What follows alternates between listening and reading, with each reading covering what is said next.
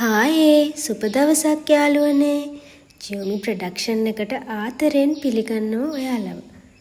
අදමුද කතුරු මුරුංගාකොළ මැල්ලුමක්. මම කතුරු මුරුංගාකොළ ග්‍රෑම් 200ක් පමණ හොඳින් සෝදලා සිහින්ව කපලා අරගෙන තියෙන්නේ. ඊට පස්සේ ඔයාලට අවශ්‍ය ප්‍රමාණයට මේ වගේ පොල් ටිකක් ගාලා ගන්න. මම මෙතනදී මැල්ලුමට ලුණු ගෙඩියක් පොඩියට කපාගෙන තියෙනවා, කහ ටිකක් අරගෙන තියෙනවා, ලුණු කුඩු අරගෙන තියෙනවා, අම්මිරිස් කරලක් සිහින්ව කපාගෙන තියෙනවා, සුදු ලුණු බිකි 2-3ක් පොඩියට කපලා ගත්තා.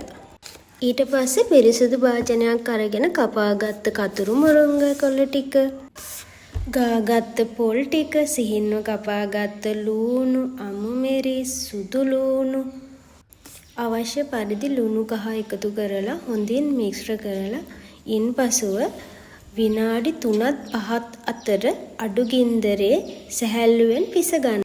කතුරු මුරුංගා කියන්නේ තන්තු, විටමින් A, C, යකඩ හා කැල්සියම් බහුල පෝෂදායී කොළ වර්ගයකි.